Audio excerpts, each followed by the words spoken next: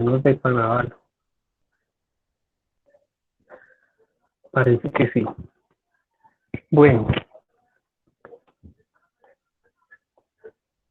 entonces yo hice una pequeña presentación de el texto, sacando como unas ideas generales y otras particulares, como de algunas pues desde la misma impresión de la lectura y otras también a raíz de lecturas eh,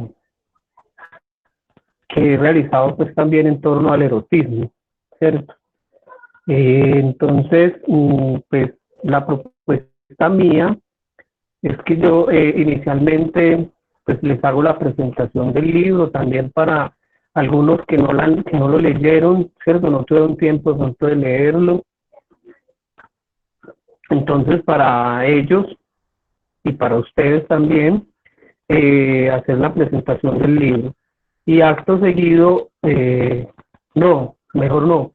Más bien, mientras yo voy haciendo la presentación, eh, los que quieran ir participando, Mildred, los muchachos del semillero que leyeron el texto, eh, pueden ir interrumpiendo, igual como es una presentación, pues yo no me voy a distraer mucho, no me voy a desviar mucho, sino que se puede ir interrumpiendo, listo, entonces esa es mi propuesta, yo voy haciendo la presentación y el que quiera participar, el que quiera decir algo, comentar o preguntar, puede simplemente prende el micrófono o, o nos escribe por ahí y leemos el comentario, listo. Y entonces,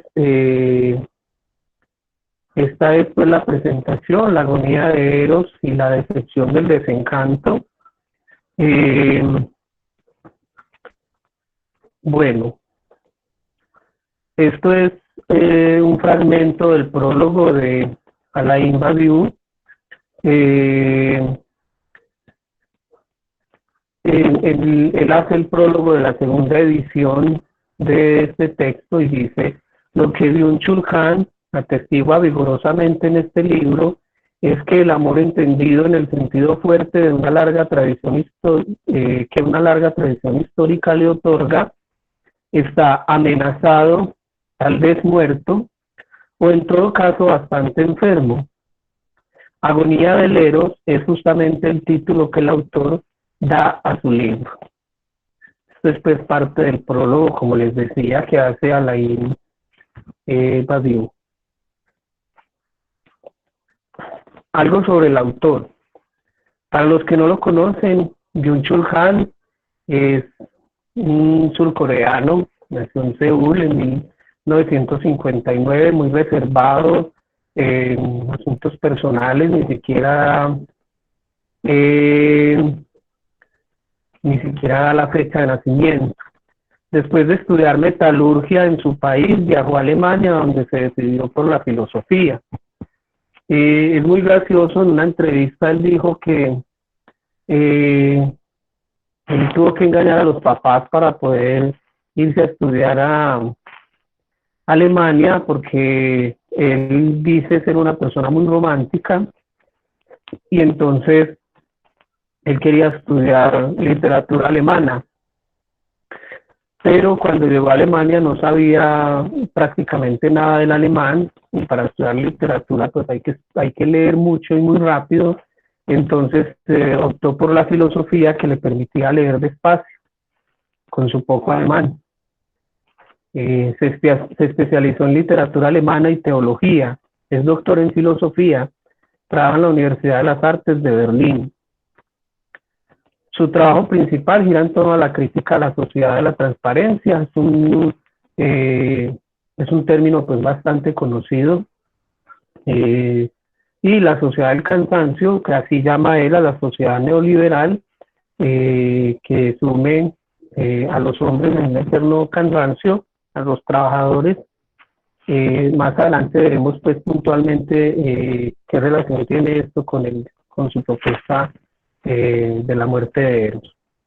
Es un crítico asimismo del capitalismo y de la economía neoliberal.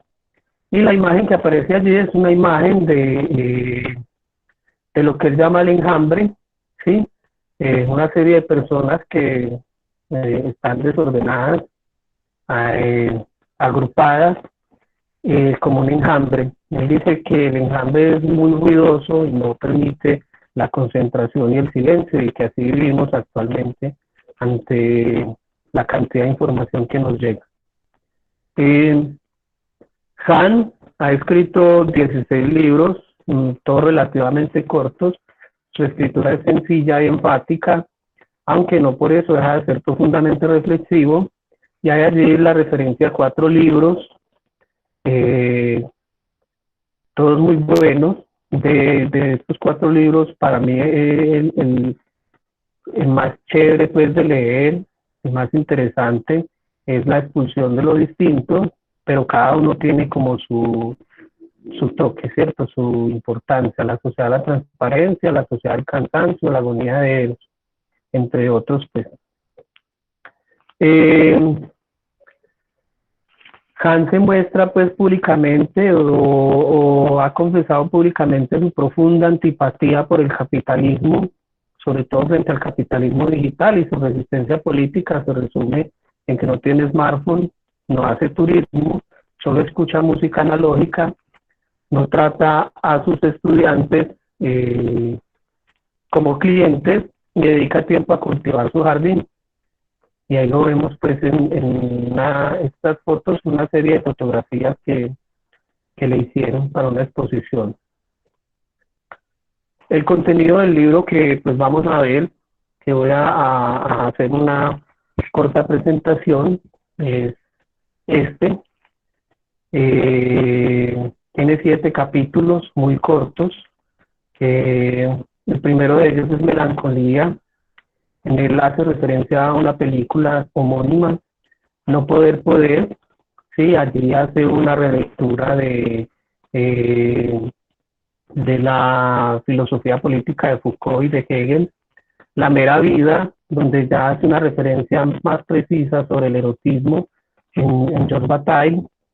El porno, sí, la relación del porno con el erotismo en la actualidad, la idea de fantasía frente a los big data, la cantidad de datos y de información que nos llega, la política del Eros, un análisis que hace sobre el banquete, bueno, un análisis, no, una pequeña referencia que hace al banquete, y el final de la teoría, que es donde hace como una especie de resumen conclusivo de lo que propone en el libro.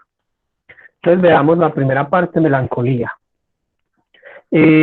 Estamos ante un ensayo filosófico que sin duda reivindica el sentido de un amor genuino, ya pasado de moda, sin duda en esta época ya el amor genuino no está muy de moda, y seguramente solamente lo entenderemos unos pocos románticos que quedamos, ¿cierto? Como Han, nosotros comprendemos y practicamos ese tipo de amor. Eros representa entonces ese movimiento que busca atrapar el otro, que se torna inalcanzable. El infierno del igual niega este movimiento. Él en la sociedad de la transparencia llama el infierno del igual a toda esta cantidad de productos que nos venden, que todos son unos semejantes a los otros, ¿cierto? Y que realmente no se puede establecer una diferencia. Entonces, en el amor, el otro es una especie de no lugar, es decir, de atopos. Sócrates representa la atopía por excelencia, ¿cierto? Sus discípulos se enamoran de él, y él es ese no lugar al que quieren llegar. Asimismo, nosotros establecemos lo amado como un no lugar al que nos esforzamos por llegar.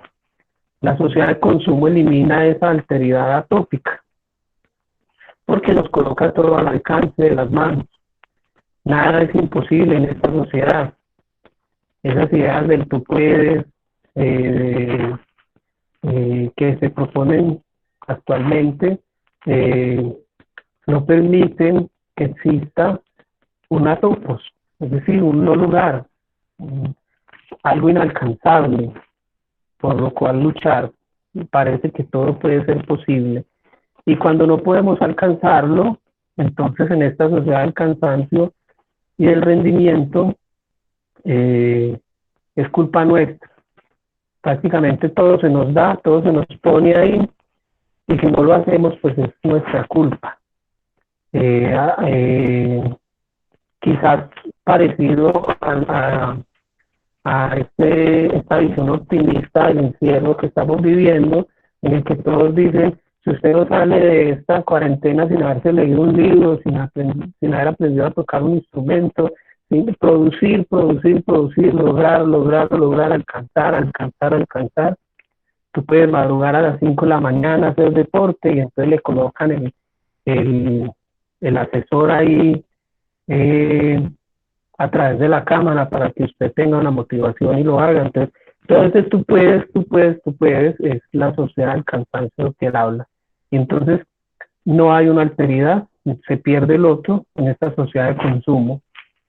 Lo anterior entonces crea sujetos narcisistas, sujetos exitosos y depresivos.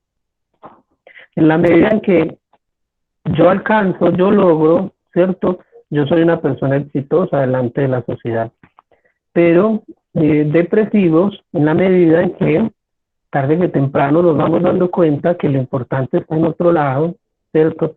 Que estamos perdiendo la vida viviendo esto, y entonces inmersos, como dice ahí, en una sociedad de rendimiento, por rendir, por alcanzar, por lograr, nos olvidamos de cosas que quizás pueden ser más importantes, ¿cierto? Entonces crean sujetos narcisistas. Hay una hermosa imagen, pues, de Narciso mirándose en las aguas. El amor de sí mismo, la filautía, no puede compararse con el narcisismo. Narciso se sumerge en la imagen falsa que ha hecho de sí y como consecuencia se ahoga en su egoísmo. Esta imagen pues cayó como anillo al dedo, es una caricatura de Tute, la publicó la semana pasada, en la que vemos a Narciso saltando enclavado sobre un espejo, ¿cierto? Entonces ahí tenemos nosotros pues una muestra, una indicación de lo que está diciendo Han, ¿cierto? Que el amor por sí mismo, la filautía, no se puede comparar con el narcisismo. Yo siempre que pienso en Narciso, y me perdonen los que me han escuchado ya este cuento, pienso en un cuento, en un relato de Oscar Wilde, que habla sobre la fuente y Narciso. Cuando murió Narciso ahogado, la fuente no dejaba de llorar.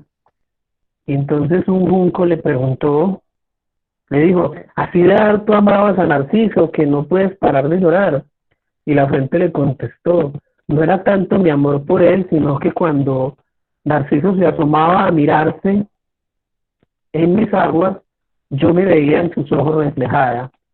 ¿Sí? Ese es el colmo del narcisismo, en ese cuento de Oscar Wilde. Entonces, como les digo, esta imagen de Tute nos cayó como anillo al dedo para pensar en Narciso, ¿cierto?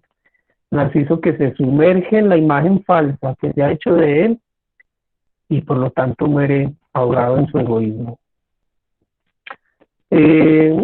Propone Han la posibilidad de salir de ese egoísmo, o no propone la posibilidad de salir de ese egoísmo, sino que él dice que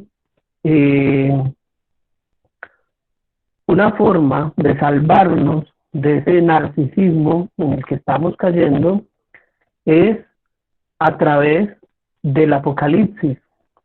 Y para justificar esta idea, cita la película Melancolía de Lars von Trier, ¿sí?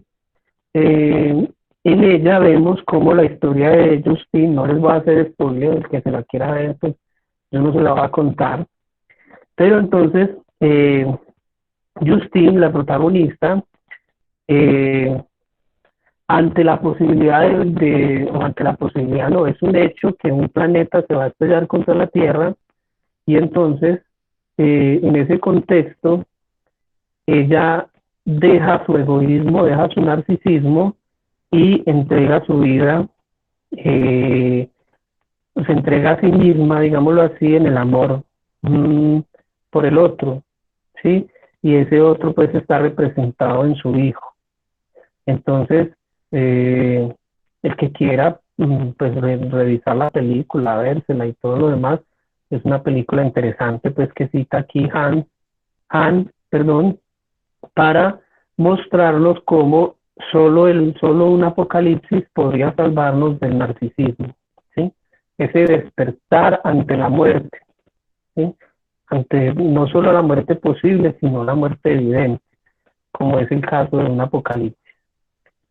Entonces tenemos aquí el siguiente capítulo de Han, del libro de Han, No Poder, Poder. Eh, Han transforma la dialéctica esclavo-amo a la vez que relee la sociedad del deber elaborada por Foucault. Recuerde que la sociedad del deber, que el análisis que hace Foucault pues, es sobre las cárceles y sobre el encierro y cómo precisamente esa sociedad que está bajo esta dialéctica de cumplir o no cumplir el deber, eh, genera los locos, los inadaptados, los presidiarios, etcétera, proponiendo que el sujeto actual cree que es libre en cuanto se explota a sí mismo. Yo creo que ustedes han visto esta idea en redes, porque Han pues lo han popularizado mucho, eh, contrario a lo que él esperaría, se ha vuelto un filósofo pop, ¿sí? Entonces aparece tuiteado y retuiteado y etcétera. La parte de abajo de esta diapositiva, no se está viendo la parte de abajo de las diapositivas. No, señor profe. No, No, no. no se alcanza a ver. Pues no Entonces, se ve todo, se ve hasta donde dice que cree que es libre y ya de ahí para abajo no se ve nada. vamos entonces a verlas por acá. Estamos ahí. Ahí sí, cierto. Sí se ve, pero Toca solamente entonces la mitad verlas. de la pantalla. ¿Cómo? Solamente la mitad de la pantalla grande. Usted dice la pantalla chiquita. Pues ahí se ve, pero tiene que ampliarla, profe, para que la podamos leer. Así, ahí alcanzan a leer o tampoco. Lo que pasa No, es que si profe. le doy pantalla completa no sale en el celular, para No, los que no, están pues conectados. igual.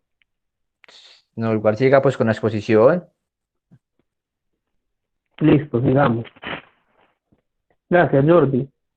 Eh, los que están conectados desde el computador sí lo ven completo, pero los que están en celular, cuando yo le doy pantalla completa, no lo ven. Entonces sigamos así.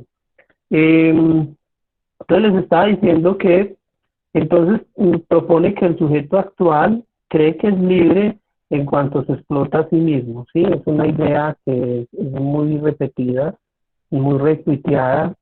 Eh, Hola Luzmi, bienvenida, buenas noches. Gracias por estar aquí acompañándonos. Entonces es una idea que ha sido retuiteada, sale en Facebook, sale en el WhatsApp inclusive, la idea de este sujeto que se explota a sí mismo, ¿sí? Entonces, ahora uno se explota a sí mismo y cree que está realizándose. Entonces uno, como Sísifo, trabaja para conseguir comida, ¿sí?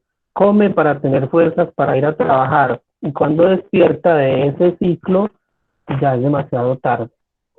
Listo. Entonces tenemos esa idea de la sociedad del rendimiento. Ese sujeto del rendimiento convierte el amor en mera sexualidad, porque es una suerte de adaptar todas las cosas a esa idea de rendimiento. Entonces, inclusive el amor es adaptado a ese sistema. El sexo es rendimiento y el cuerpo ¿En qué medida el sexo es rendimiento? En la medida en que ofrece placer y ya. Y el cuerpo reducido a su valor de exposición es mercancía. Lo vamos a ver ahorita cuando veamos el apartado del porno, de la pornografía. Entonces, cuando se reduce entonces el cuerpo a ese valor de exposición, se convierte en una mercancía y entonces entra en este sistema de una sociedad de rendimiento, una sociedad de consumo. Por lo tanto, no se puede amar al otro, porque es que el otro deja de ser un tú, deja de ser el otro, ¿sí? Se pierde esa atopía de la alteridad, ¿sí? Y al perderse esa atopía, al perderse ese no lugar al que queremos alcanzar, entonces ya no es posible llegar a él porque ya no está el lugar, ¿cierto? Porque ya esa atopía se altera, se disuelve o se erosiona, como dice literalmente Han, y entonces como no está ahí, yo ya no puedo amarlo, y al no poder amarlo, me queda solamente consumirlo, como se consume cualquier objeto en esta sociedad de consumo. ¿Listo? Entonces, sigamos. Hoy se pierden cada vez más la decencia, los buenos modales y también el distanciamiento, a saber, la capacidad de experimentar al otro de cara a su alteridad. Es lo que yo les acabo de decir. ¿Por qué se pierde ese distanciamiento? Porque resulta que los medios lo que hacen precisamente es romper el distanciamiento, ¿cierto? En una sociedad de la transparencia todo se ve, todo es evidente. Y uno entra, por ejemplo, a un centro comercial, ¿sí? Y uno ve que todo es transparente, que todo está ahí exhibido, ¿ya? Y entonces no hay un distanciamiento de nada, porque todo está ahí al alcance. Inclusive las personas, usted entra al Instagram y las personas están ahí, ¿cierto? O a cualquier red social y entonces no se experimenta al otro como un otro, sino que simplemente el otro entra como un objeto de todo este engramaje pues, que tenemos. Aquí Han cita una trilogía que para nada es erótica, que está catalogada pues actualmente como entre los libros eróticos, pero no pierdan el tiempo leyéndola. Él la cita precisamente por eso, porque en esta obra se niega la posibilidad, ¿sí? Léanla por cualquier otra razón, o sea, no le estoy diciendo no la lean, léanla por cualquier otra razón, pero no por erotismo. Entonces, se niega la posibilidad en esta obra, por ejemplo, de lo negativo hacia nuestra sociedad. Lo negativo rompe con todo, ¿sí? Entonces, es más, yo entro a la carrera a la universidad y apenas veo que tiene el mínimo de dificultad y no, yo más bien voy a escoger otra carrera, no soy capaz con eso, ¿sí?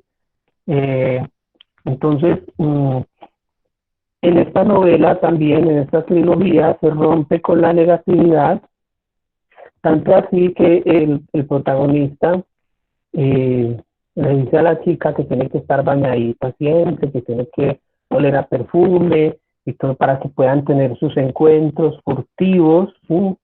Que ya no son furtivos pues porque ya son planeados y ya si me tengo que bañar y alistar para que llegue ese momento, pues entonces ya se está perdiendo eso, ¿cierto?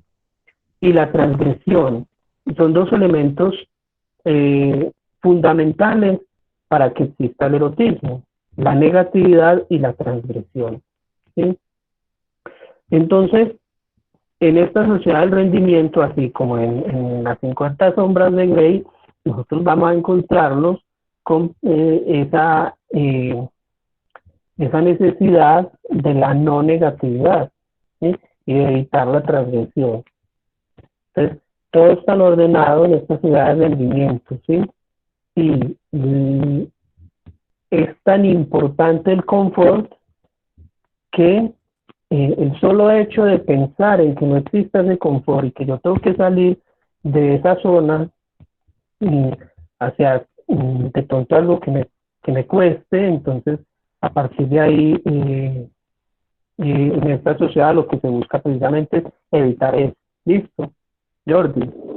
Profe, o sea, en ese caso, esa película, se puede pensar que se perdió el átopo de ella, pues, el atopo de ella. O sea, ella se volvió un objeto, pierde, pues, como esa individualidad, pues, de ella, esa alteridad de ella, para volverse un objeto para consumible, pues, para él.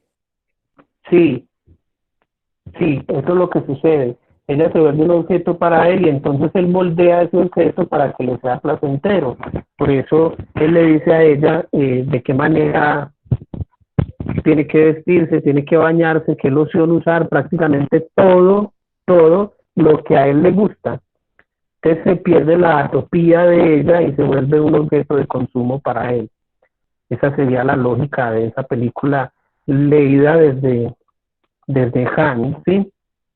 Entonces, ese distanciamiento que él acusa, que él implora en su obra, se desvanece, eh, pero no se reduce a cercanía, porque la cercanía es, por ejemplo, cuando dos personas se colocan de acuerdo, empiezan a conversar y ambas, digamos, hablando figuradamente, abren sus almas para conocerse y se vuelven personas cercanas, se vuelven cercanos uno del otro, ¿sí? Eso es cercanía.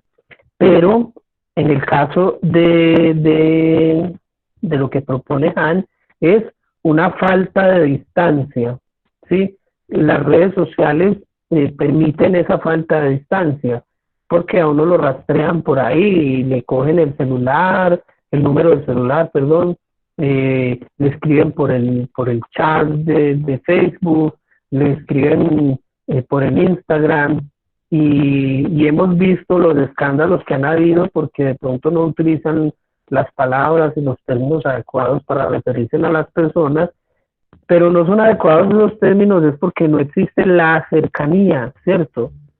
Uno a un amigo lo puede insultar, pero no a un desconocido por Facebook, ¿cierto? Entonces, cuando eso sucede es cuando se rompe ese distanciamiento de una manera tan abrupta. Han dice que eso no es cercanía, sino falta de distancia. Uno tiene que tener un distanciamiento con las personas, digámoslo así en otros términos, un tacto, ¿sí? Y entonces, ahora les hablaba yo de la transparencia, de los que entra uno a un centro comercial y todo está ahí. Cuando uno entra al internet, también los big data, ¿sí? También se encuentran ahí, así como entrando a un centro comercial, y en ellos usted puede consumir la información que quiera, ¿cierto? Entonces, eso también es un elemento importante ahí que resalta Han.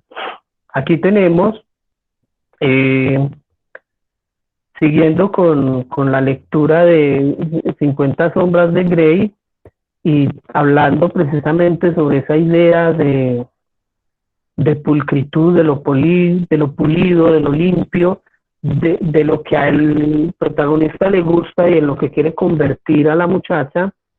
Entonces se elimina de igual modo la negatividad de la suciedad, simbólica o real.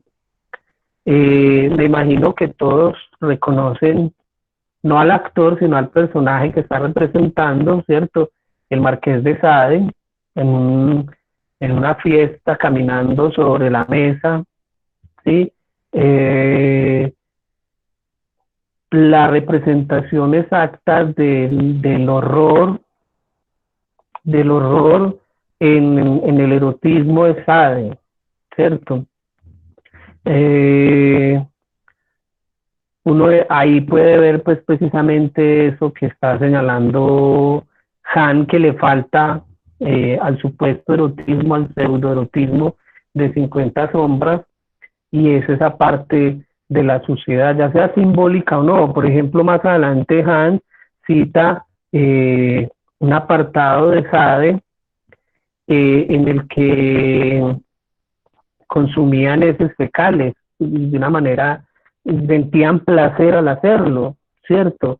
Y entonces eso les provocaba un cierto grado de erotismo.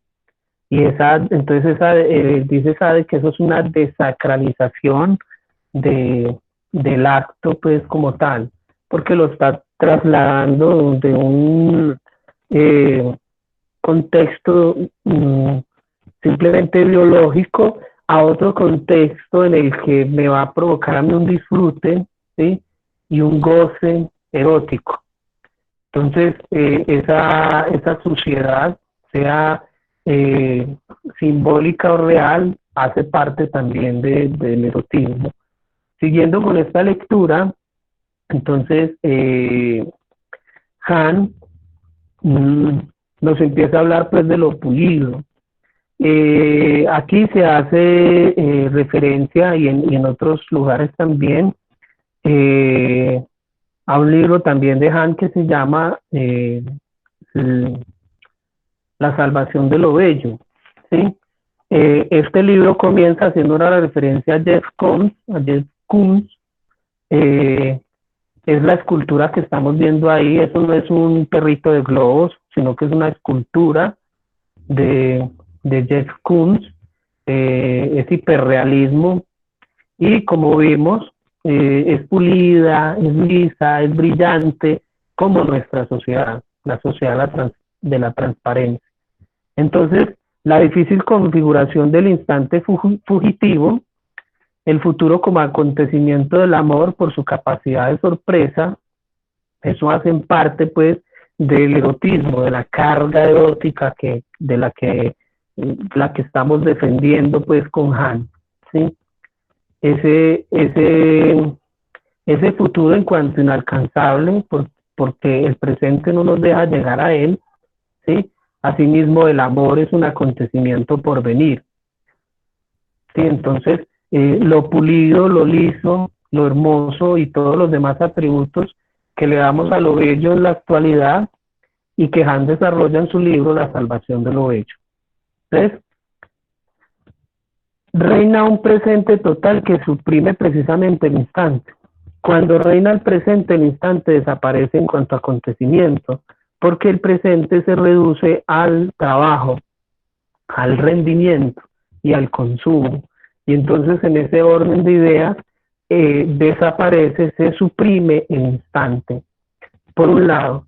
Y por otro lado, entonces, lo pulido, lo hermoso, lo liso, lo que se quiere dar a entender en estas 50 sombras, que es un pseudoerotismo, ya lo vimos, es precisamente contrario a lo que es en sí el erotismo, que tiene más que ver con lo fugitivo.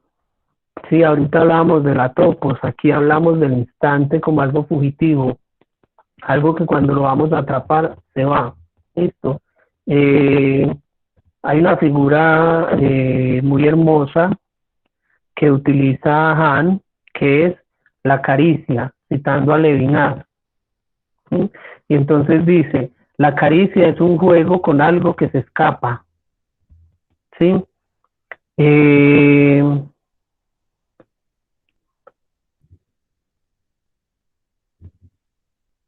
Tenemos ahí una imagen de Eros con Almena.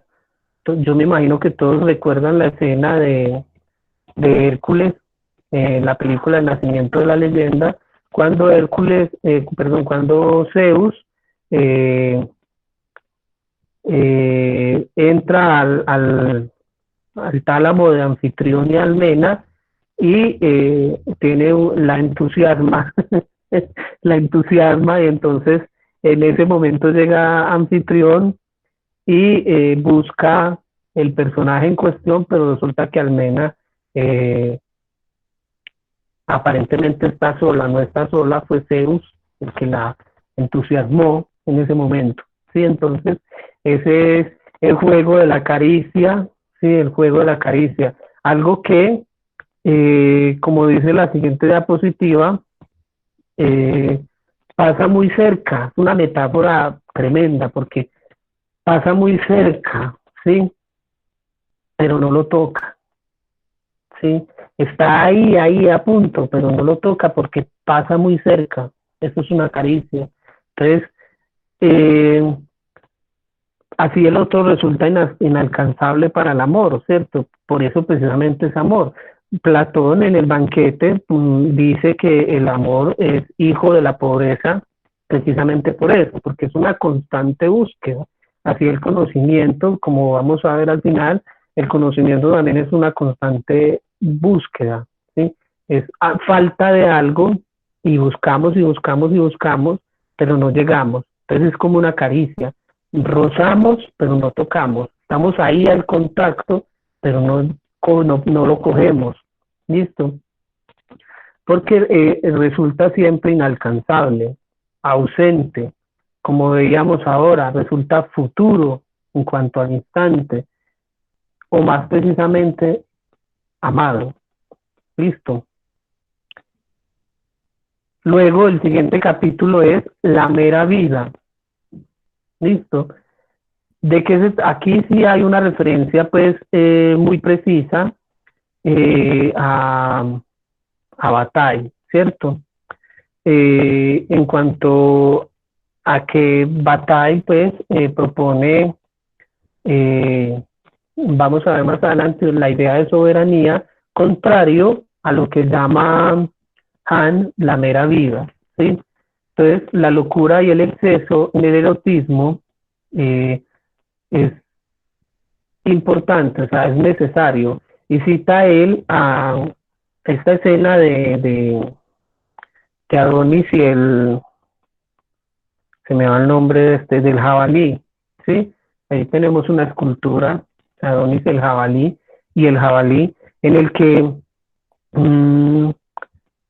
el jabalí, después de asesinar a Adonis, dice que él estaba erotizado por su belleza, ¿sí? Estaba atraído por su belleza y lo único que quería era acariciarlo, pero termina matándolo por la fuerza, por la brusquedad, por el exceso con el que lo posee, ¿sí? Entonces, eso es una cita directa a Marsilio Ficino es un italiano que escribe un comentario sobre el banquete de Platón, ¿sí? En él, Marsilio dice que cuando se mira al amado, los ojos se erotizan y hay como sabemos que hay una conversación en las miradas, pero él dice que también hay hay un intercambio, digámoslo así, casi que sanguíneo, ¿sí? Un intercambio ahí de mi ser con el ser del otro a través de la mirada, ¿sí? Eso lo llama Marsilio soma eroticón, es decir, el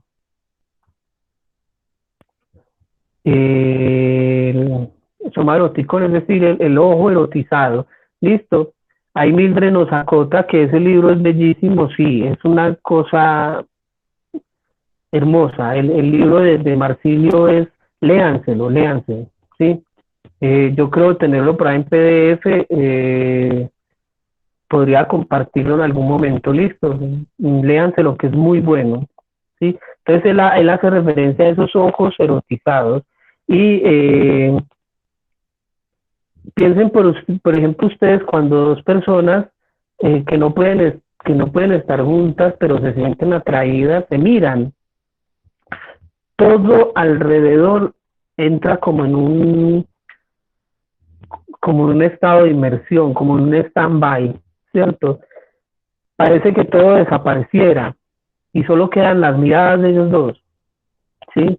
Se sumergen en una eternidad de ese instante, esas dos personas mirándose, diciéndose cosas con la mirada, y ellos creen que los otros no se están dando cuenta, pero todos los demás se dan cuenta porque el ambiente cambia, porque se siente, ¿cierto? Eso lo describe pues Marsilio Ficino allí, entre otras cosas, ¿cierto? Además el comentario que hace al banquete es muy bueno, léanse ese libro, léanse. La sociedad actual busca el no sufrimiento, les decía yo ahora, Por lo tanto, el amor se domestica o se vuelve un objeto desechable de uso, ¿sí? Yo me enamoro perdidamente de una persona, nos casamos y al poco tiempo nos separamos, y la razón es por la que esa persona no llenaba mis expectativas, yo quería otra cosa, yo esperaba otra cosa del amor, no nos entendimos, etcétera, etcétera, etcétera. Todos los argumentos son válidos, yo no estoy haciendo aquí una crítica moral. Lo que estoy diciendo es que domesticamos el amor para disfrutarlo, para que no me saque de mi confort, ¿cierto? Entonces eso es lo que Han está criticando allí de esta sociedad que evita el sufrimiento en la medida en que entonces también quiere domesticar el amor, volverlo un objeto desechable, así como veíamos en 50 sombras, convertir a esa chica en el objeto que yo quiero consumir y disfrutar. Esa falta de riesgo y de atrevimiento en el amor termina aniquilándolo. Entonces el amor termina desapareciendo porque hay una falta de riesgo y de atrevimiento. Todo lo quiero ahí controladito, dentro de mis posibilidades, ¿sí? Bataille nos habla del soberano y de su contrario, el profano. El primero vive una mera vida, como lo dice en palabras de Han, una mera vida. ¿Qué es la mera vida? Pues es la sociedad del cansancio, es el sujeto o el individuo del rendimiento que trabaja y trabaja y trabaja para comer y come para tener fuerzas para trabajar, no hace más nada, ¿cierto? El segundo se arriesga a vivir, ¿sí? Perdón, ahí hay una, está al contrario, me quedó al contrario el párrafo, lo siento. El primero es el soberano, ¿sí? Es decir, el que se arriesga a vivir de un modo diferente. Y el segundo es el profano, el que vive una mera vida, ¿sí? Me quedó el párrafo al contrario, lo siento. Entonces, el soberano es el que se arriesga a vivir, el que quiere vivir de un modo diferente, ¿cierto? Y hay distintos tipos de soberanía. Uno no solamente encuentra soberanía en el erotismo, eso lo hemos trabajado en el grupo con Mildred. La soberanía se puede dar en el conocimiento, por ejemplo, en el cine, en la poesía, ¿sí? En la lectura, en la escritura, en la pintura. Pintar es un acto de soberanía, ¿sí? Cuando usted no está pintando, perdón, cuando usted está pintando de manera libre y personal, ¿sí? Es una forma de soberanía. Y hay otros tipos de soberanía. ¿Qué es la soberanía? Pues es precisamente esos momentos, esos actos, en que nosotros vivimos distinto a cómo la sociedad quiere que vivamos. ¿Sí me hago entender, cierto? Cuando el sujeto de rendimiento deja de ser un sujeto de rendimiento y se vuelve un sujeto para sí mismo, ¿sí? Entonces lee, escribe, escucha la música que le gusta de una manera placentera, desinteresada, ¿sí? O toca un instrumento musical a toda libertad, ¿sí? O simplemente hace el amor, ¿cierto? Tiene un acto erótico. De cualquier manera de esas, eso es soberanía. Morir también es una forma de soberanía. Cuando morir es una forma de soberanía, cuando nosotros morimos de amor, ¿sí? Ahí dice por amor, pero es más morir de amor, ¿sí? Morimos en el otro que nos representa ese amor.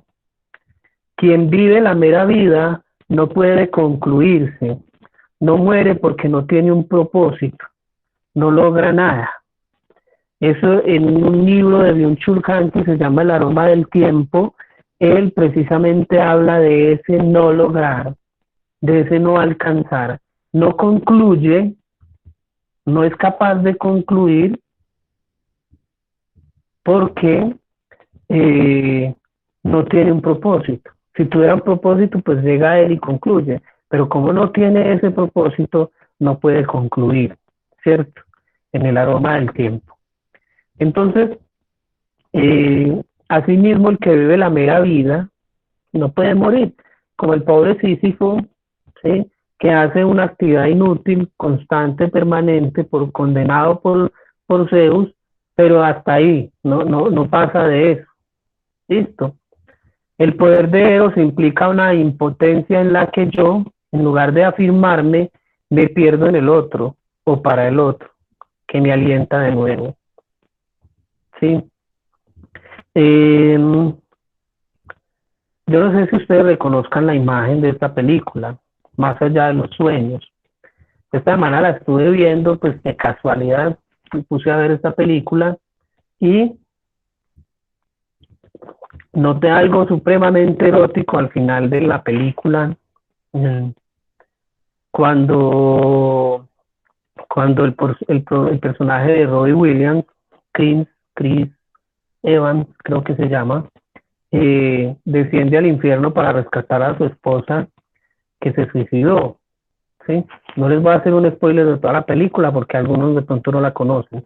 Se llama Más allá de los sueños. Solo voy a contar ese apartadito final.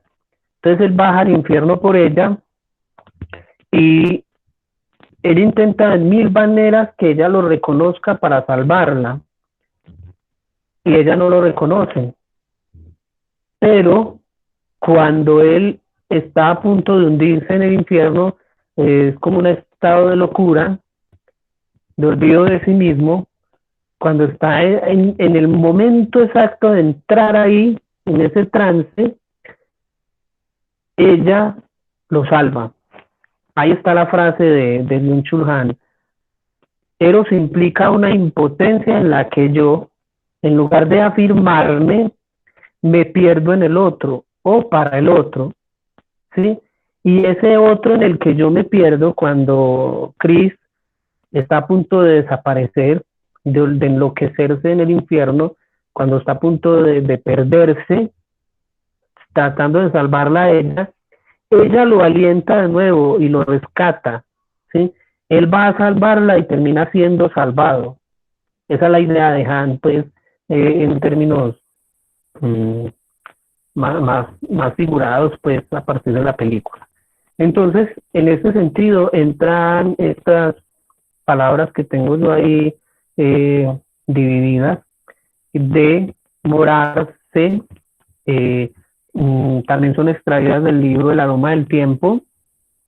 Ese de morarse implica morar de una manera prolongada, que yo pueda morar de una manera prolongada, ya sea en mí mismo o en el otro. Sí, eso es demorarse.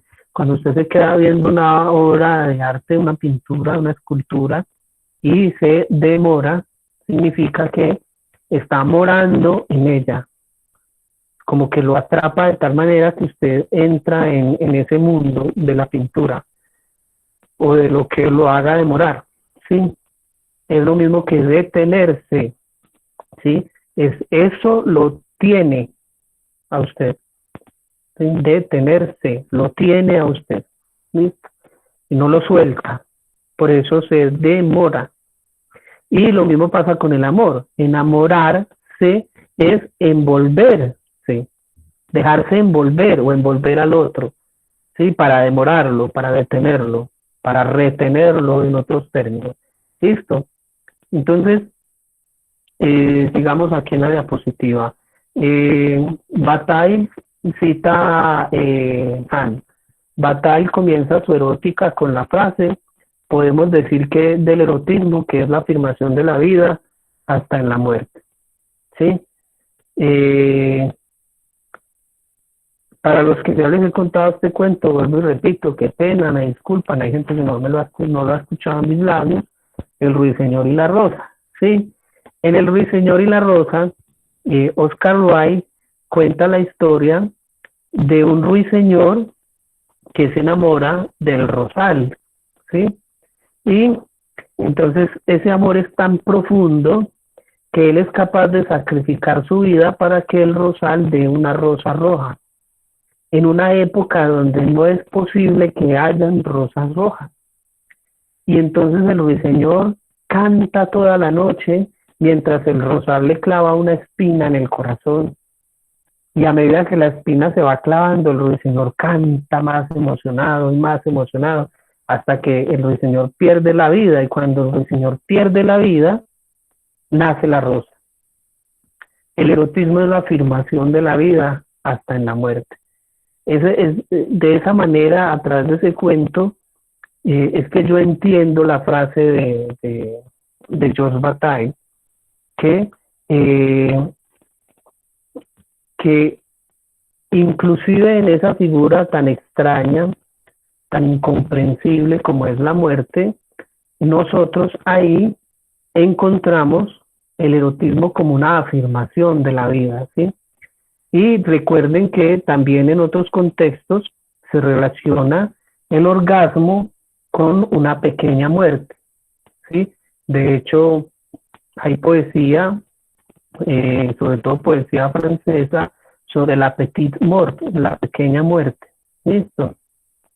Esa visión de que la mujer cuando llega al orgasmo entra como un estado de inconsciencia momentánea, como una desaparición del ser, una pequeña muerte. Listo. Es muy interesante pues ese tema.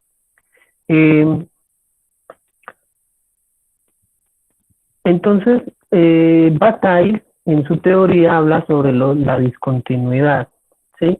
Y la continuidad. Cuando nosotros vivimos en la mera vida, es decir, en esta sociedad del cansancio, los sujetos del rendimiento que producimos y consumimos y ya, ¿sí?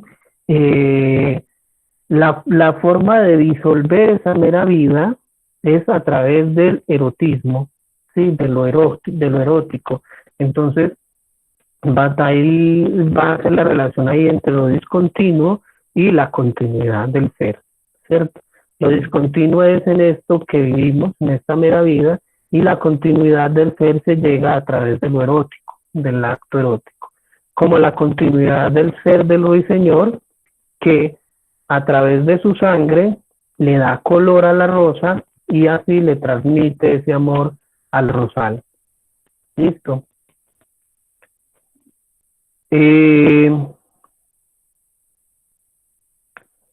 Luego va a hablar Byung-Chul Han sobre, eh, sobre la incapacidad para morirse, ¿sí? En la que ahorita hablábamos de la dificultad para concluir cuando no hay propósito. También hay una incapacidad de morirse porque,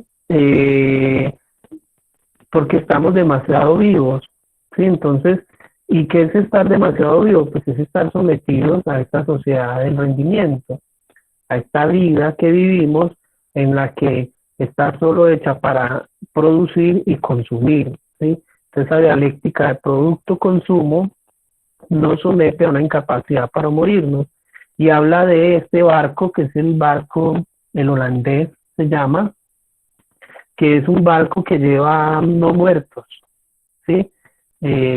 Allí.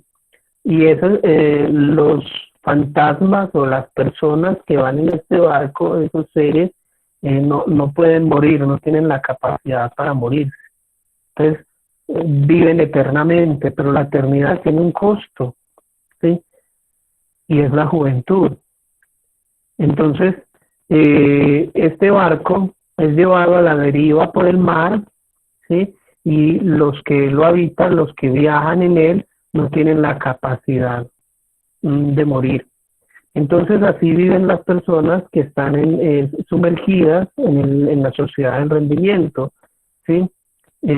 O la sociedad del cansancio. Es que están demasiado vivos para morirse y a la vez están demasiado muertos para vivir. Entonces, están tan sometidos a ese mundo que no tienen la capacidad de morir, de descansar en otro sentido, pues hablando en sentido figurado, y viven ya muertos, ¿sí? Por ejemplo, pensar que tienen el alma muerta, por decirlo de alguna manera. Entonces, ¿por qué tienen el alma muerta? Porque no la alimentan con el arte, con todo lo que hablábamos ahorita de que puede ser soberanía, ¿sí? Con la escritura, con el arte, con la música, con la poesía, con la danza, bueno, etcétera, ¿cierto? Entonces, no alimentan el alma con eso y entonces su alma está muerta. ¿Listo?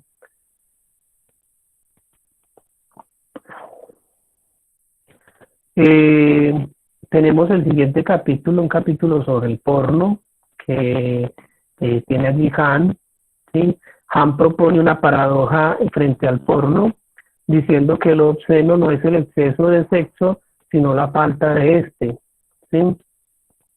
Yo quería mostrarles una imagen, pero no son muy, muy transparentes, entonces no, por eso no coloqué ninguna imagen de eso, ¿sí? Entonces, el exceso allí no está en que hay mucho sexo, sino que todo lo contrario, dice Han, lo obsceno del porno es que no tiene sexo, y es un teatro totalmente falso, ¿sí? Que se suma a esta sociedad de la transparencia. La pornografía, entonces, va a decir Han que es un sacrilegio, ¿sí? Sacrilegio. ¿Por qué? Eso no lo dice desde un punto de vista, pues, ni puritano ni religioso, sino desde el sentido del erotismo. En el erotismo, el cuerpo y otros símbolos que en él se contienen están reservados a lo sagrado. Por ejemplo, quizás Mildred más tardecito nos hable de ello. En cierto momento estuvimos hablando de la necesidad de ocultar ciertas partes del cuerpo porque son muy feas, ¿cierto? Y precisamente el acto erótico es provocado a razón de un deseo de ver esas partes. Entonces es muy curioso que esa parte simbólica de ocultarla, ¿sí? Para generar erotismo, deseo de verlas, ese contraste, ¿cierto? Ese contraste que se da ahí simbólico entre lo sagrado y lo profano. Entonces, lo que hace la pornografía es exhibirlo. Miremos la siguiente diapositiva. Lo que hace la pornografía es exhibir eso. Sí, entonces le quita ese valor de sagrado a esto que tenemos nosotros de simbólico, no solamente en el cuerpo, pero para poner un ejemplo, ¿cierto? Regáleme un minuto, yo coloco a cargar el computador.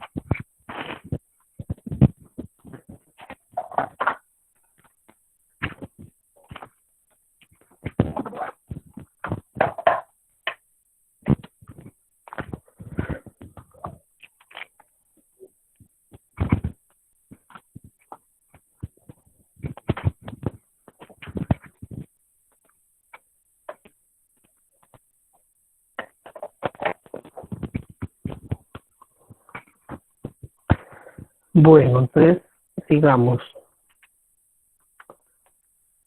Entonces les decía que la pornografía entonces es una profanación de esos símbolos eróticos, sagrados, que están destinados a lo sagrado del erotismo. El museo, compara Han, le quita el valor cultural al pasado, pues favorece la exposición. Asimismo, el turismo se opone al peregrinar. En el peregrinar siempre se establecen unos puntos, unos lugares comunes para llegar, como los santuarios, ¿cierto? Bueno, básicamente son lugares de culto, pero también estarían los museos, historia, bueno,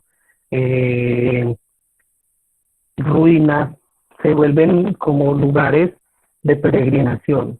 Pero el turismo les quita todo ese sentido de lugar de peregrinación, ¿sí? y se vuelve, ni siquiera existen lugares porque el turista es un caminante, no se queda, no se queda a contemplar, sigue su rumbo, va caminando y sigue, y sigue, y sigue, y sigue.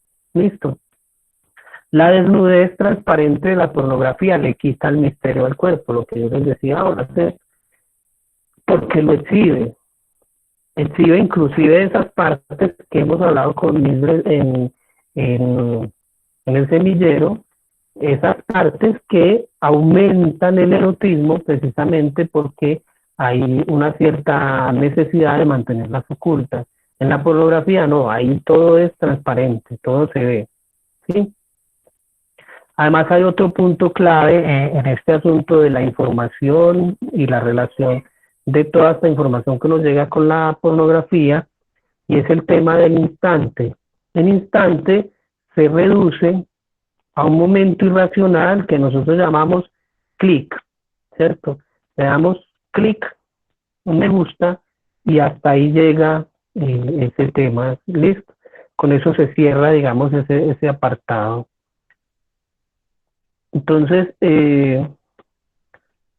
tenemos aquí el tema de la desritualización, ¿sí? Quitar el sentido del ritual. Venga, yo me voy un momentico acá, miro una cosita.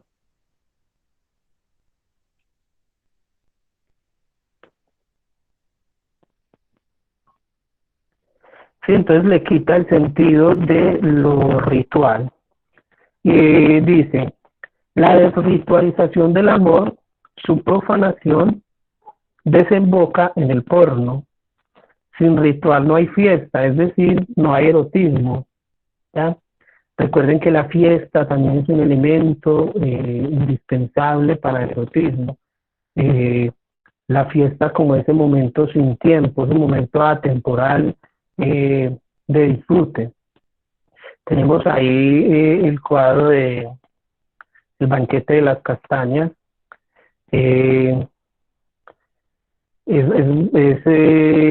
Eso involucra la historia de los Borgia, ¿sí? En este banquete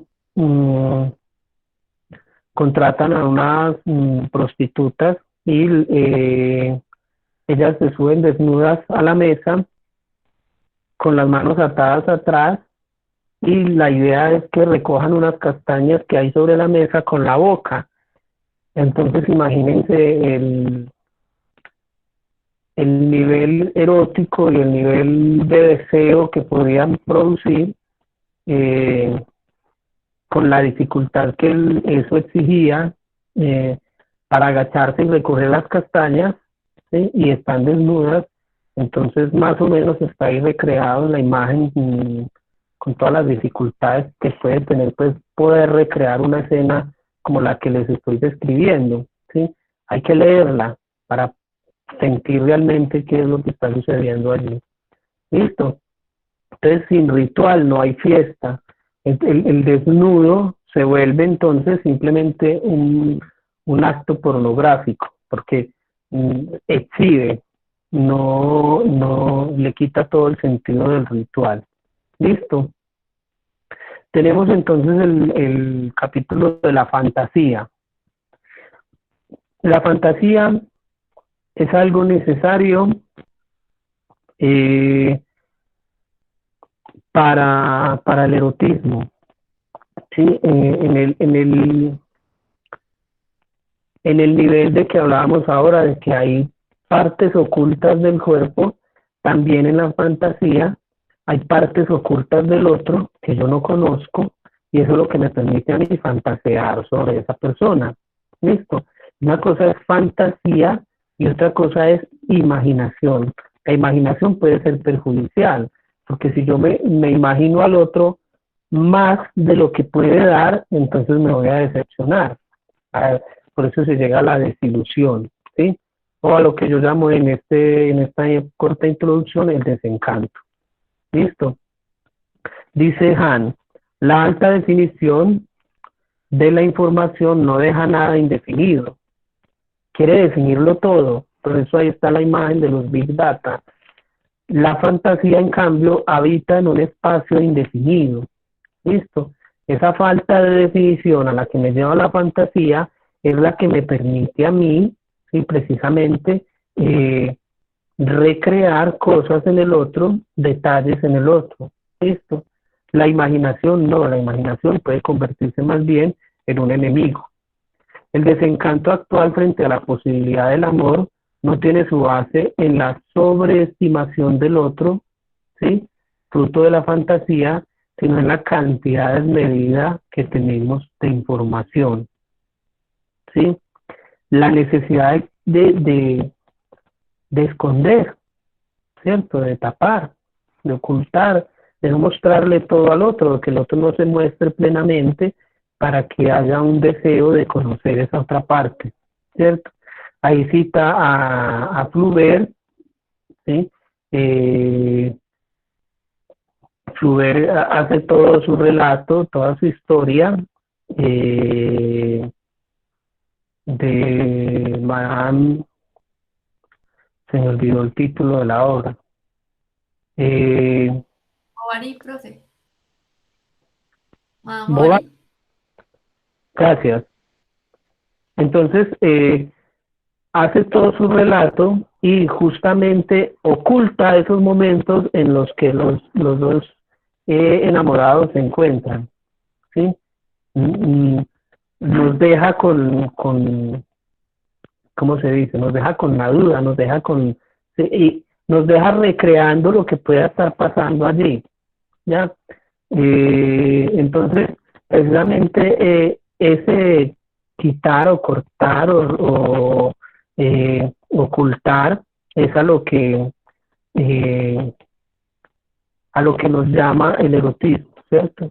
Veníamos hablando pues desde la pornografía, de que de esa exhibición pues también anula lo erótico y en este caso ese ocultamiento o esa necesidad de ocultar en el otro, ¿sí?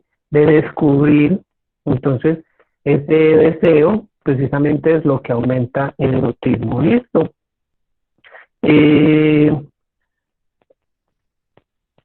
Sigamos aquí. Dice, ante la pura masa de imágenes hipervisibles, hoy no es posible cerrar los ojos. Aquí hace referencia Hans a otro libro que se llama Por favor, cierra los ojos, en el que precisamente ya no nos va a hablar de detenernos ante la imagen, sino de cerrar los ojos ante la cantidad de información para que haya un espacio también de reconocimiento de otros asuntos. Y este es un mural que precisamente se llama Por favor, cierra los ojos. Es homónimo. ¿Listo? Entonces, hay una necesidad entonces de rescatar lo erótico a partir del ocultamiento, ¿sí? Para que haya la necesidad del deseo del desocultamiento, ¿sí? Ese es como el juego, la dialéctica allí. Y entonces, como consecuencia, también hay un llamado a la demora contemplativa, al demorarse, ¿sí?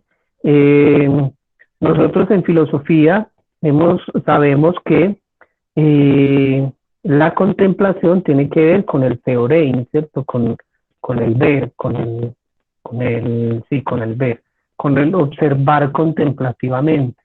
Entonces, a eso nos llama también desde el erotismo, a detallar con la mirada, a contemplar al otro y también a intentar descubrir o contemplar eso que el otro oculta. Listo. Ya va a pasar un poco más rápido pues por esta parte final para que, ya que no me han interrumpido y todo eso, entonces para que pueda haber un momento como de conversación. La política de Eros, basada pues en el banquete, dice, cuando contemplo un cuerpo bello ya estoy camino hacia lo bello en sí. Eso es una cita de Platón del banquete. Recuerden que él propone un ascenso, sí, primero contemplar el cuerpo de los jóvenes bellos y después ir ascendiendo hacia las almas bellas para alcanzar la idea de lo bello, finalmente, ¿cierto? Una teoría del conocimiento ahí ascendente. El Eros se manifiesta como aspiración revolucionaria a una forma de vida y sociedad completamente diferente. Lo que yo les digo siempre que nos reunimos a leer poesía y a todo y en esos actos eróticos que hemos tenido, ¿cierto? Hay que erotizar el mundo. Es más, mantiene en pie la fidelidad a lo que está por venir. Recuerdan que al comienzo hablábamos del futuro como la sorpresa que nos espera, ¿sí? Como esa necesidad del instante siempre cambiante, inaprensible, como la caricia. Asimismo, entonces, el Eros, como una aspiración revolucionaria a erotizar el mundo, en palabras mías, nos mantiene en pie fieles, nos mantiene en pie fieles a lo que está por venir. ¿Listo? Esa es como la idea de la política del Eros. Y final de la teoría. En este final de la teoría, entonces, dice, el pensamiento sin Eros es meramente repetitivo. Lo que yo les he dicho en clase a mis estudiantes, que al pensamiento hay que colocarle algo de uno, algo esencial, algo que diga es mi pensamiento, ¿cierto? Hay que ir un paso adelante, no quedarnos solo con lo que vemos en clase, con lo que leemos aquí, sino que hay que ir un paso adelante siempre dejando un poco de nuestra alma ahí, allí, ¿cierto? Entonces, si no, el pensamiento sería simplemente repetir lo que el otro dijo, y ahí no, ahí pues, ahí hibernamos, como pensaba Nicolás Gómez Dávila, entramos en un estado de hibernación, acumulamos para los momentos de invierno, quedarnos encerrados y no proponer nada, no decir nada, si entramos en un estado de hibernación. Mientras que si le ponemos cero, si le ponemos placer, deseo, fuerza, entonces vamos a ver que vamos a ir un paso más adelante de lo repetitivo. Hay que imprimirle espíritu y deseo. Sócrates seduce con su conocimiento y con sus palabras a sus discípulos. ¿Sí? Ya que Santiago Gómez Dávila, por ejemplo, él dice que solo hay dos cosas que deberían a nosotros, o que lo deberían a él, yo lo tomo también como para mí, que lo deberían a él despertar, ¿sí? Mantener en el insomnio, y es que llegue el amanecer y que yo esté contemplando una idea o contemplando un cuerpo desnudo. Sí, entonces, esa es una de las ideas. Y muchas veces quisiéramos ser la mano que acaricia. Nicolás Gómez Dávila va un poco más allá en esta materia, pues, de profundizar en el conocimiento y en todo esto, y dice ser la caricia. Es necesario haber sido un amigo, un amante, para poder pensar, concluye este capítulo Han. Listo. Ahí está pues mi presentación.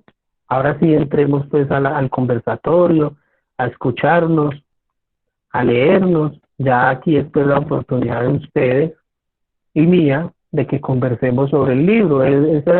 Quería hacer una presentación así para los que no lo han leído. Yo sé que algunos del semillero lo leyeron y tienen seguramente algunas otras cosas que resaltar sobre este texto.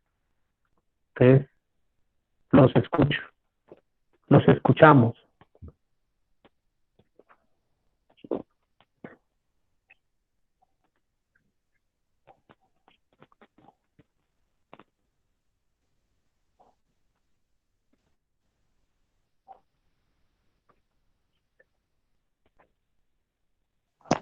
Hola, hola, yo quería preguntar algo.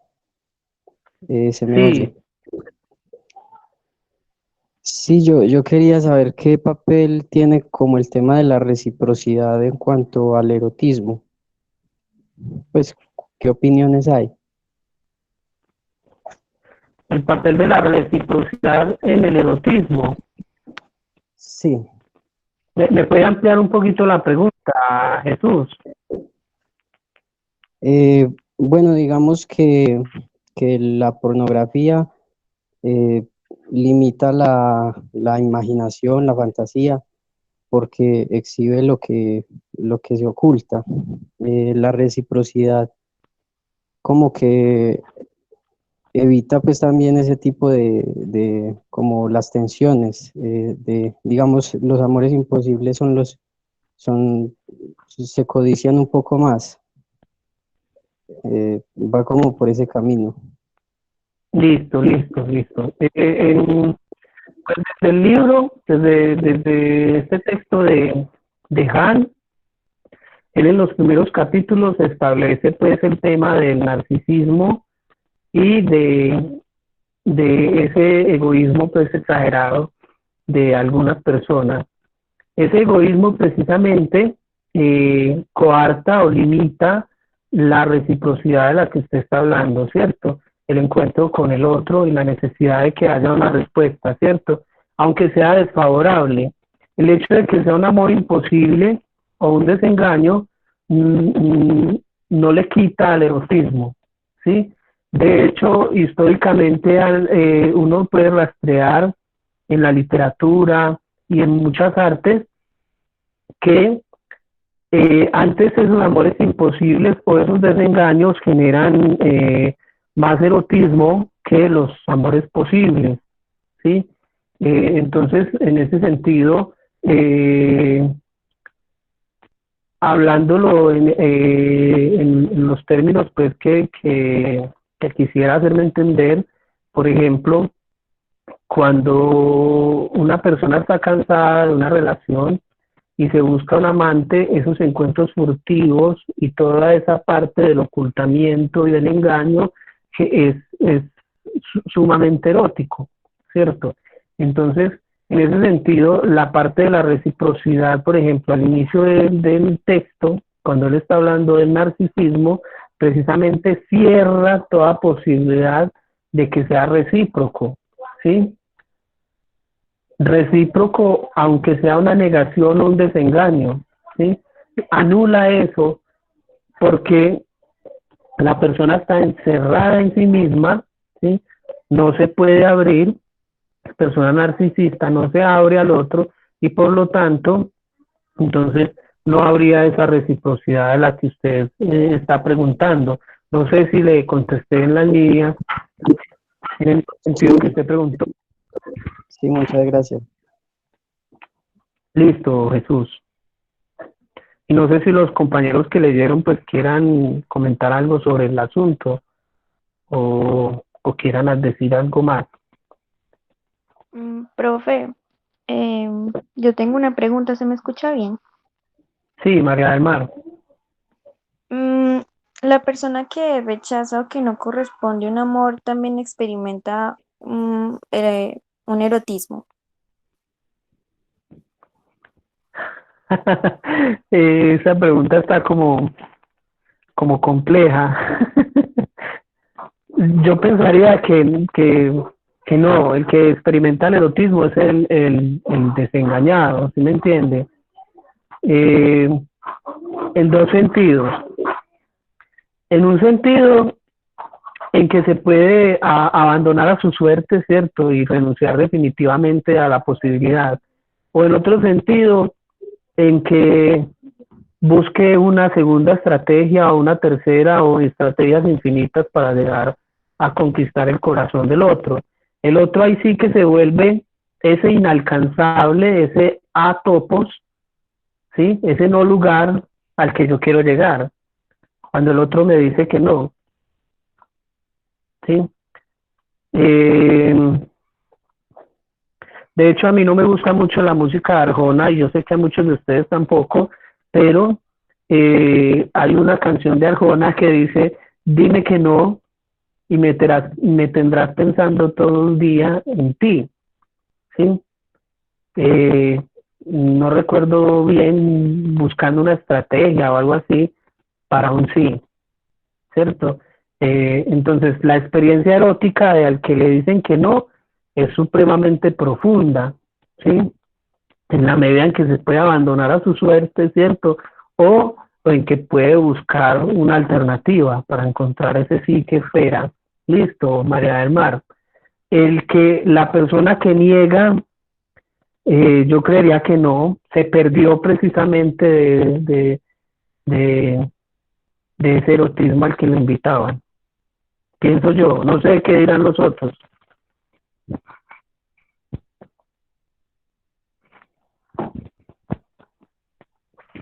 Profesor, con, Sí, con, con el planteamiento de la compañera, ¿no será que tal vez la persona podría llegar a experimentar placer al rechazar, como también la parte de su narcisismo? bueno, sí, sí, de alguna manera, pues eh, hay personas que gozan de cierta coquetería y que esa coquetería no es sinónimo de que estén buscando a toda hora partido o compañero o compañera, ¿cierto? Sino que gozan precisamente de eso. Y el que el otro se enamore y se sienta atraído y además lo busque, les debe generar algún placer erótico en este sentido al decirle que no, ¿sí? Entonces sí, estoy de acuerdo, Jesús.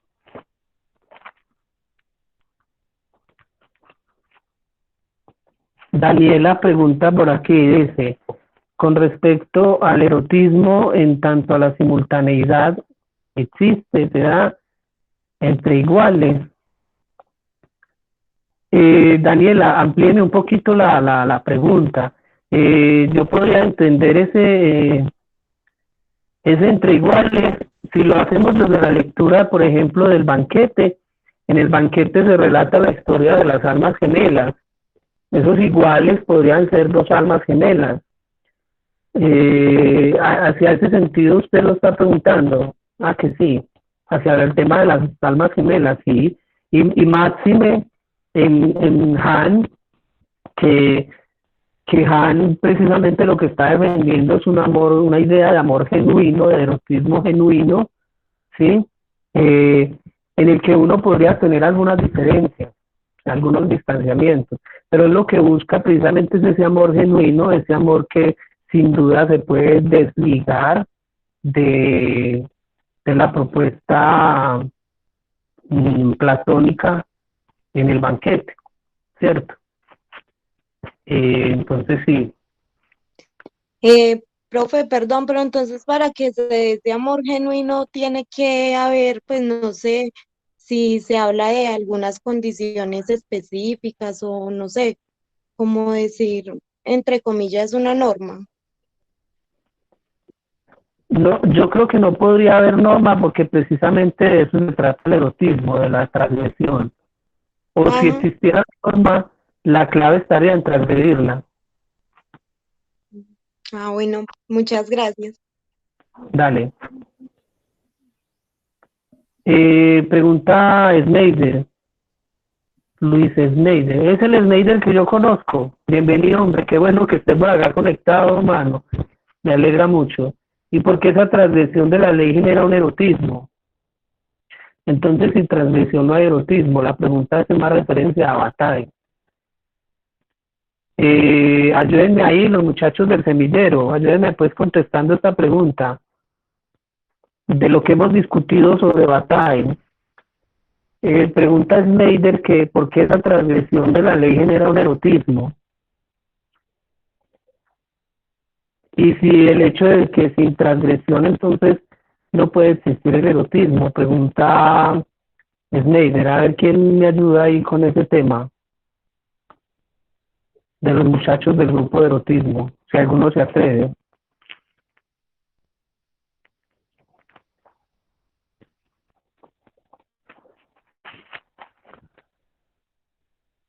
Snyder, vea, Mildred nos contesta. porque el erotismo se sustenta en la prohibición.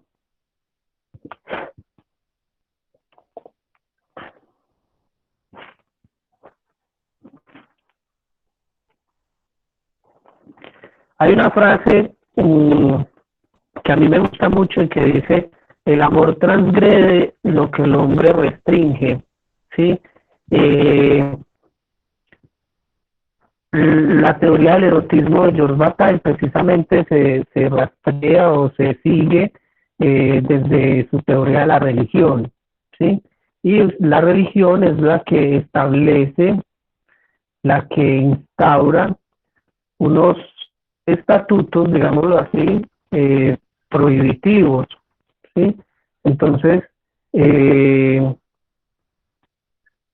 la moral basada en el sentido religioso, ¿sí? Precisamente restringe, prohíbe.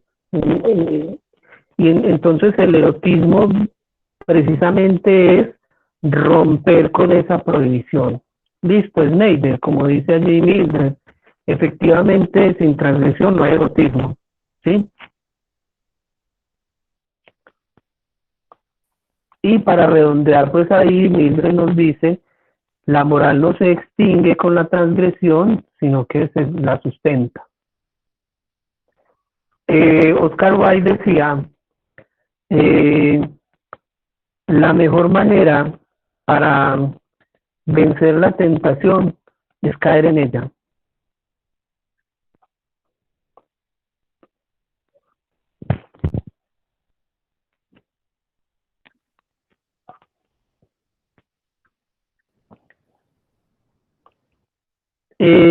Hay una historia filosófica ahí para contestarle a Daniela. Alcibiades. Alcibiades en todo banquete buscaba la oportunidad de declararle el amor a Sócrates. Y en cierto sentido Sócrates lo rechazaba porque Sócrates quería educarlo para ser un buen político, quería convertirlo en un buen político. Y entonces Alcibiades se sentía de alguna manera rechazada, pero él seguía insistiendo, ¿cierto? Entonces sí, bajo ese ejemplo, bajo ese modelo, no es el único, bajo ese modelo nosotros podemos considerar que hay un erotismo. A mí me gusta mucho Oscar Wilde, es quizás uno de los poetas y escritores que yo más leo, y Oscar Wilde tiene una historia muy interesante. Él se conoce con un señor de apellido Douglas, Alfred Douglas, y Alfred Douglas lo enamora.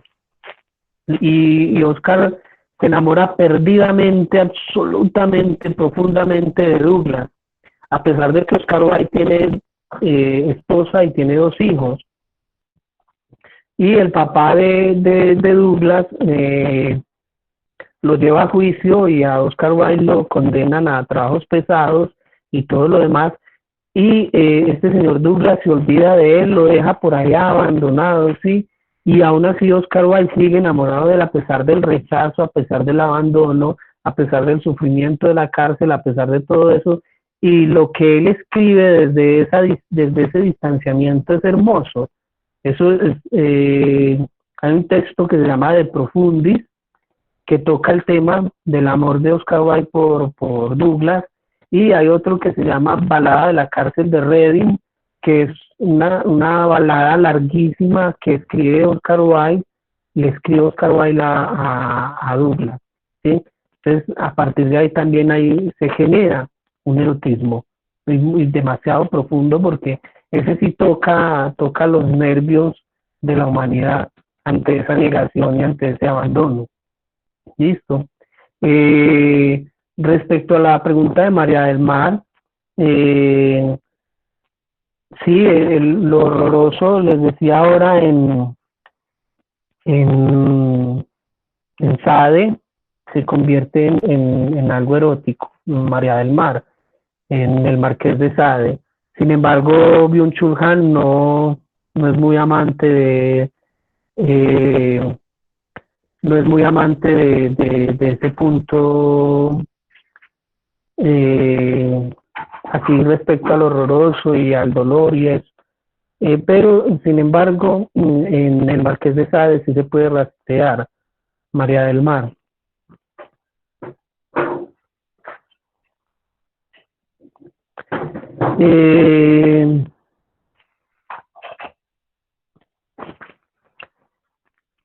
Mildred, usted está diciendo eso respecto a lo que dijo Daniela, ¿cierto?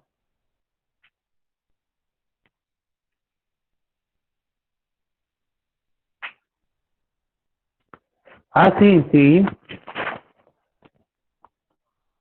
Sí, la asociación del amor con el sufrimiento.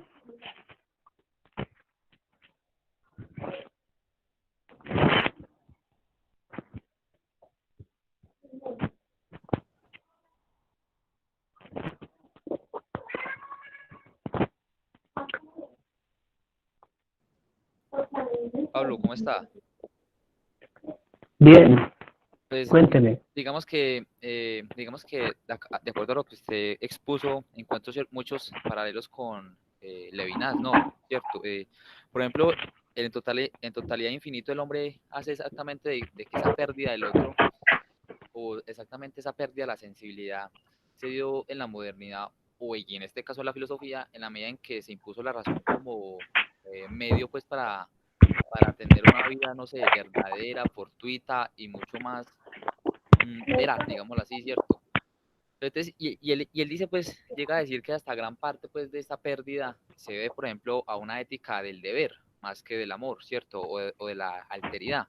Exactamente en esa ética que ve al otro como el deber e impone una margen y que ve objetiva a la otredad de alguna otra manera. Entonces ya el otro no se ve como otro, sino se ve como objeto o instrumento.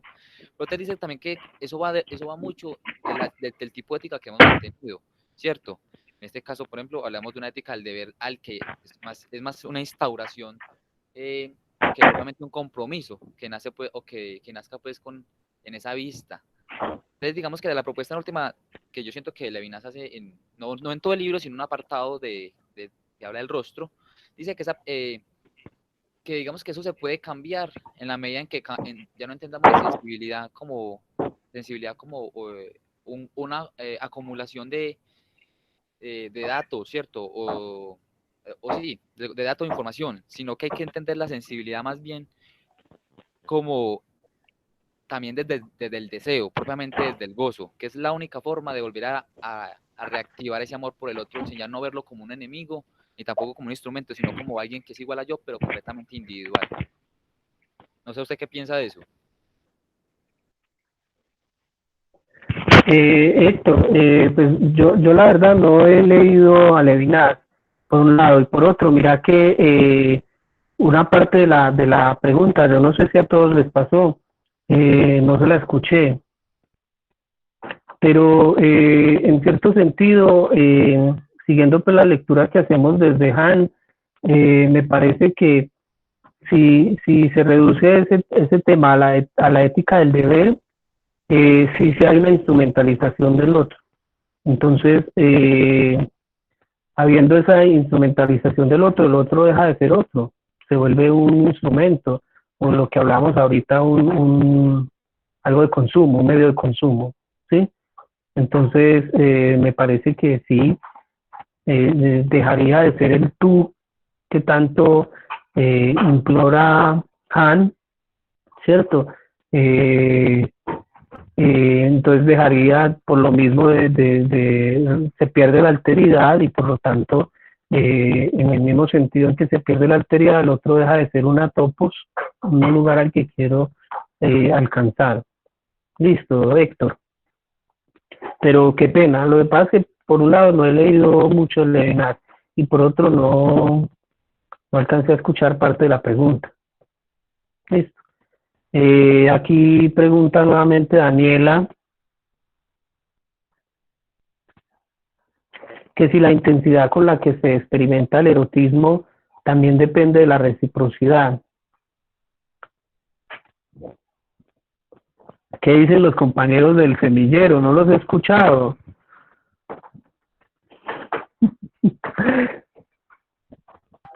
Pablo, ¿cómo está? Hola, ¿Me escuchan bien? Lili. Bueno, la pregunta de Daniela no es tanto por la reciprocidad, sino por la prohibición. Es decir, todo erotismo comporta una intensidad infinita porque precisamente está sustentada en la prohibición. Entonces, al estar sustentada en la prohibición, eso es lo que genera esa intensidad. Y para rondear un poquito otras preguntas que habían ahí respecto a la reciprocidad, yo considero que también en batalla es necesario. Y el otro sí se considera un igual, como en SADE, ¿cierto? Y en SADE el otro es la víctima, sobre la cual yo logro una satisfacción porque la considero víctima y sustento mi soberanía.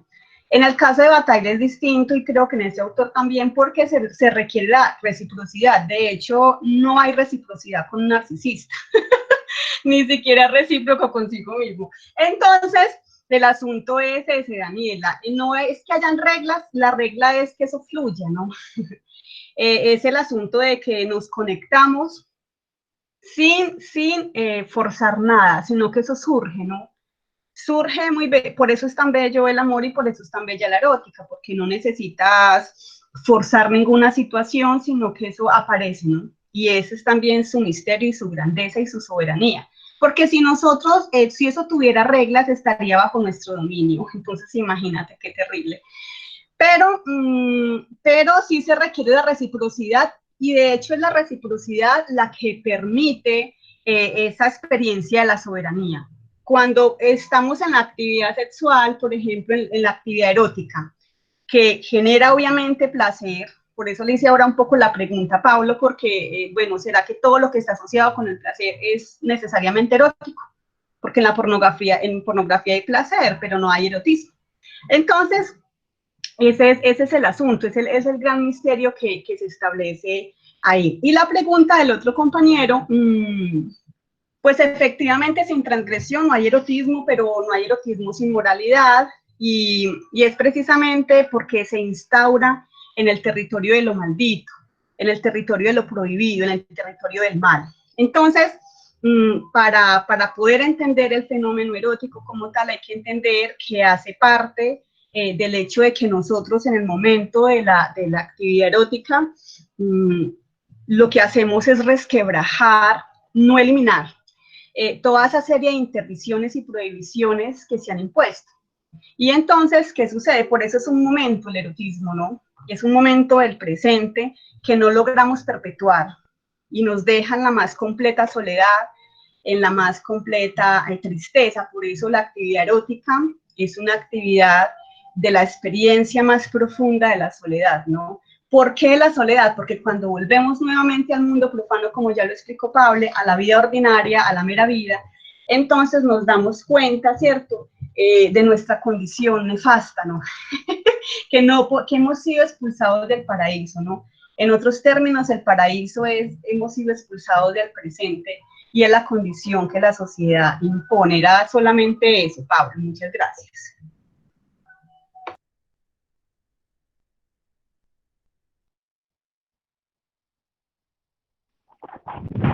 Gracias, Mildred. Muy chévere su acotación, su referencia. Quería contestarle.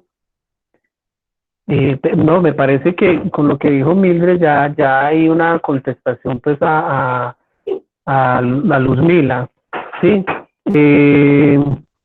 En cuanto a que si el erotismo entonces se torna o se toma como algo obsesivo por el otro, es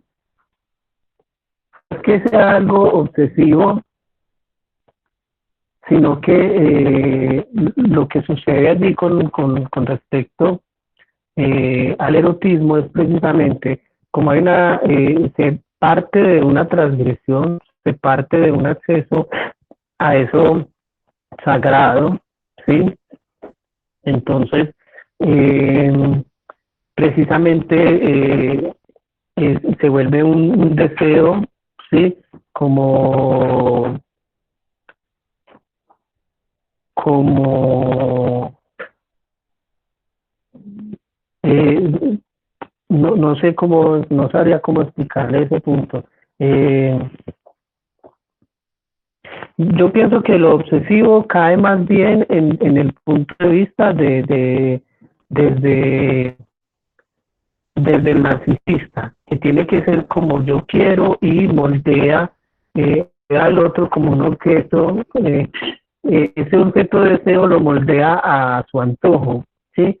Me parece que la necesidad de lo que veníamos diciendo de la reciprocidad en el erotismo evita precisamente caer en esas obsesiones, digámoslo así.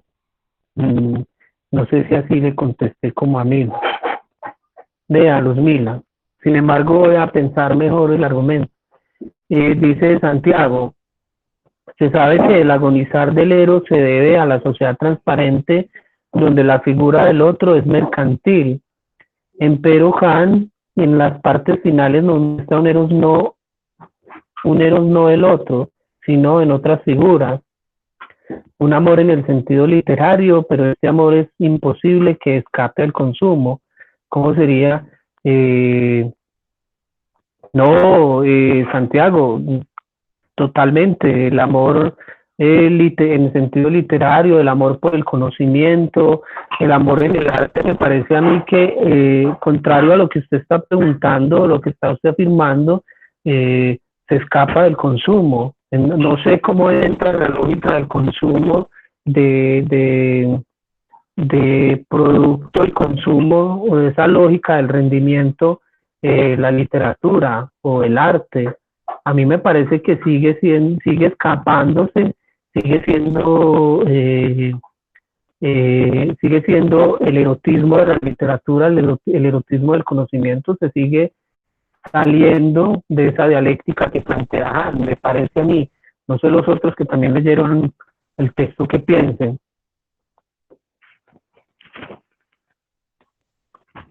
Sí, y Daniela, precisamente ese erotismo hace que los instantes sean eternos. Entonces no es efímero, no es momentáneo, sino que es un acceso a lo sagrado, a la eternidad.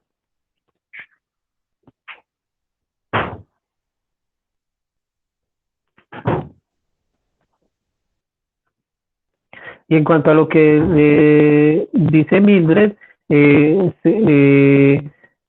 un momento presente, ¿sí? Se vive el instante como tal, ¿sí? Seguramente yo estaba leyendo la pregunta en otra perspectiva.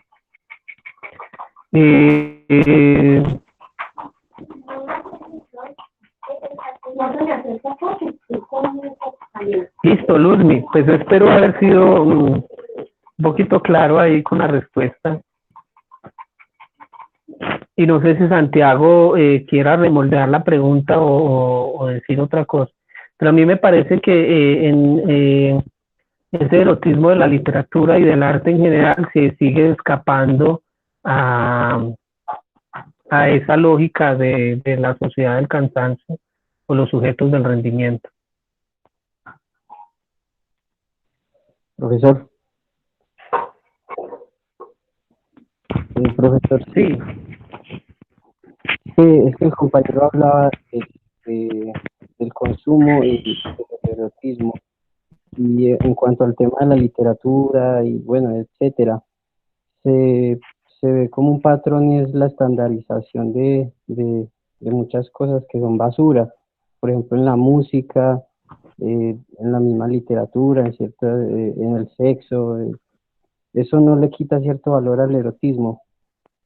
La estandarización y poner de moda cosas,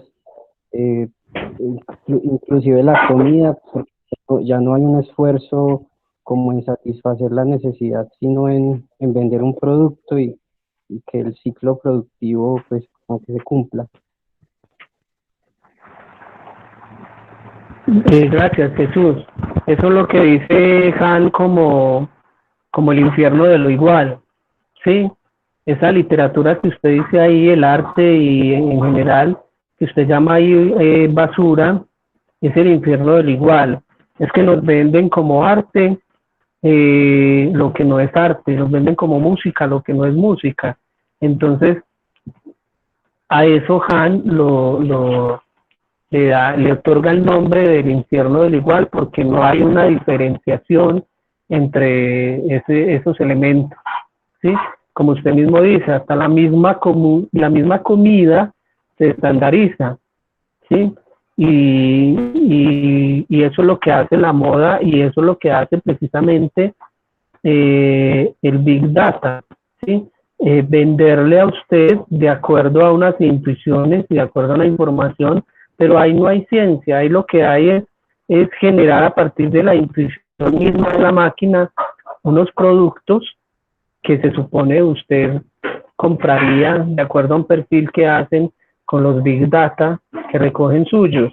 Listo. Y entonces a partir de esos Big Data se empiezan a construir una especie de literatura, una especie de música y que se va como ajustando a ese tipo de cosas. Listo. Pero entonces, en esencia ahí, pues no hay arte ni hay literatura, ahí no hay una degradación de la literatura la erótica ni el arte erótico, sino que hay un infierno de lo igual. Como dice Byung-Chul Han, que también es consecuencia de esta sociedad de la transparencia. Listo, Jesús. Listo.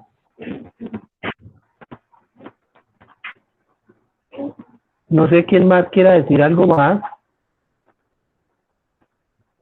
Ya vamos como cerrando esta reunión, ya cerca de 2 horas, este conversatorio. Entonces, ir dándoles gracias a ustedes por haber participado, a Mildred por sus aclaraciones.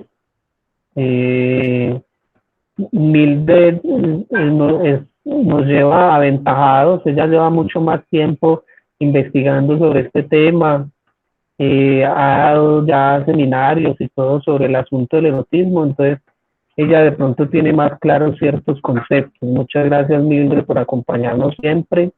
Gracias a Luzmila por participar. Qué rico tenerla por acá. Gracias a mis estudiantes que se animaron a conectarse y a participar también. Y a los demás estudiantes. Fue muy, muy chévere el encuentro, me parece a mí muy, muy agradable, muy fructífero. Y espero pues que les haya quedado algo ahí. Disculpan de pronto esa aproximación o esa explicación general del texto, pero me parece que era interesante darnos detenidos sobre ciertas cosas. Listo. Entonces, gracias por venir, gracias por acompañarnos. Y bienvenidos al semillero de erotismo, los que quieran participar y que no estén en el semillero, me dejan un mensajito con los datos para incluirlos, simplemente con un teléfono que tenga WhatsApp y yo los incluyo en el grupo y nos seguimos reuniendo. Listo. Muy chévere que hayan estado por acá. Muchas gracias a ustedes, muy amables por participar. Y bueno, fue con mucho cariño esta aproximación que yo hice, lo hice con mucho cariño, como siempre, profundizando en el saber y en el conocimiento, aportando un granito de arena para erotizar este mundo. Listo. Un abrazo, Luzmi. Un abrazo muy fuerte.